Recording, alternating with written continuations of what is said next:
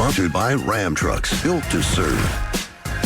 Good morning, everyone, and welcome to First Things First. I'm Jenna Wolf alongside Nick Wright, Kevin Wilds, Brian Westbrook. Tyrann Mathieu is going to join us a little bit later on. We got a lot going on here on a Thursday morning.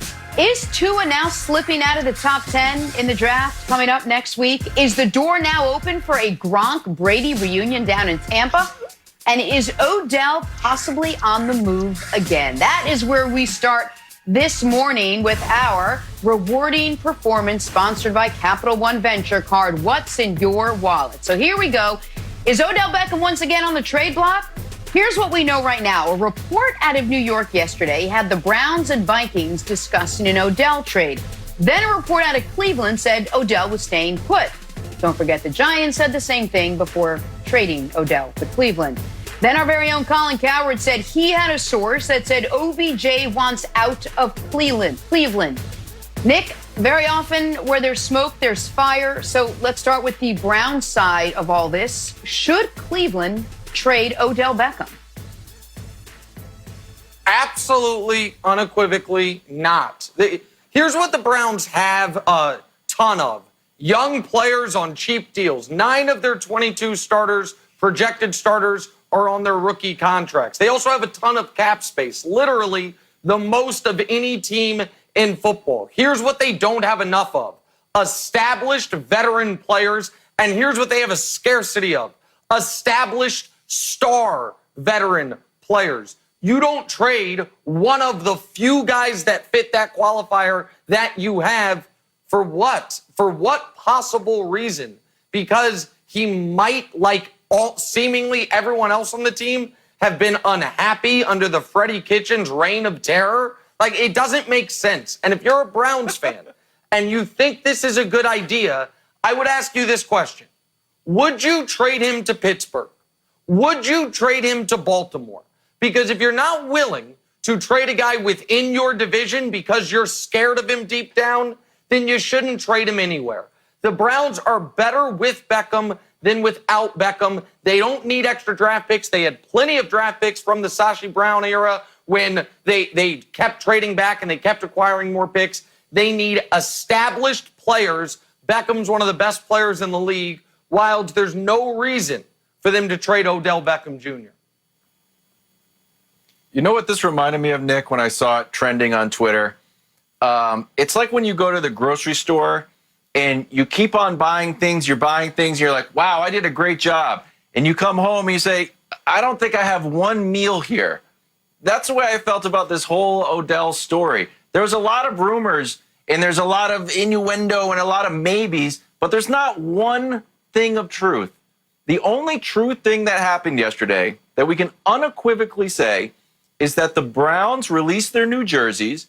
And if you went onto Odell's Instagram, he opened up his new jersey, he held it up to the camera, and he seemed excited about it. That's it. So the idea that Odell wants out, if he wants out, he's got a weird way of showing it because he was excited, Jenna, to see the Browns' new jerseys yesterday. So why do you think this is even a rumor? Why do you think this is even coming up? Brian, I'll ask you, what do you make of all of this? And should the Browns trade Odell? You know, my answer is kind of similar to Nick. I don't think they should trade them. However, you have to think about unless you can get 2 first-round picks, unless you can get some type of haul that you didn't think that you were expecting to get, which was more than what they gave up to get them, which was a first and a third and some players. To me, you never want to trade a guy that is a true difference maker, a guy that makes your running game better. Nick Chubb had over 1,400 yards, almost 1,500 yards because of sometimes defenses are now playing to stop Odell Beckham Jr. Also, you have other situations that you help your quarterback. Having Odell Beckham Jr. on your football team helps your team. It doesn't hurt it. And so why would you want to get rid of them? Now, here's the other part. When you look at the final 8 teams in the playoffs this past season, the Ravens, Packers, Texans, Chiefs, Vikings, 49ers, Seahawks, and Titans, none of those teams had 2 receivers that had over 1,000 yards, which the Browns did. They had Jarvis Landry, over 1,000 yards, Odell Beckham Jr. So if you're trying to make an argument against, actually for the Browns trading them, you can say, well, none of the teams that are winning actually need 2 receivers over 1,000 yards. But if you're trying to make an argument for keeping Odell Beckham Jr., you're saying, listen, you're talking about talent. And finding this type of elite talent in the NFL is very hard to do. Why would you ever want to get rid of it if you have it on your football team? So much elite talent, and yet, Nick, he could end up playing for his third team already, and he hasn't really won anywhere where he's been. I know that's not necessarily his fault, but that seems to be the case. What does this say about Odell? It says, to me, it says we're interested in him, so we create noise around him. Like, Odell is coming off the worst 2-year stretch of his career. In these 2 years, he's been so bad, he has 102 fewer receiving yards than Amari Cooper. These 2 years got Amari Cooper $100 million. Twice in Odell Beckham Jr.'s career, he has had league average quarterback play. His first 2 years. Those 2 years, he averaged 100 yards and a touchdown per game. 2,700 yards, 25 touchdowns in the first 25 games of his career. Every year since then, he has had abysmal quarterback play. Now, I know what some people will say is Odell creates some of this noise himself, that Odell is his own worst enemy, and I understand that. Odell Beckham Jr. has, over the last few years, been caught in bed in a compromising photo that was shared on the internet. He's been arrested. He's had a PED suspension. He's beefed with media on Twitter. Oh, I'm sorry. I'm talking about Julian Edelman, someone who has none of these topics surrounding him because he's not interesting. So this is about Odell being fascinating more than it is Odell being a problem and the reason that the Giants quarterbacked by what was left of Eli Manning or the Browns coached by whatever the hell Freddie Kitchens was doing didn't make the playoffs the last few years, Wilds. Okay. The fact that they throw it to Wilds is throw Julian Edelman under the bus and throw it to Wilds, terrible decision. Let's not act. I don't want to. No, I'm going to be pro. Odell. Brian, I want to take it to something you said about how Odell could actually open up the running game. We know that Stefanski loves to run the ball. He ran the ball the third most times, percentage-wise, with the Vikings last year. So do you think that Odell is actually key to Stefanski's plan when it comes to running the ball?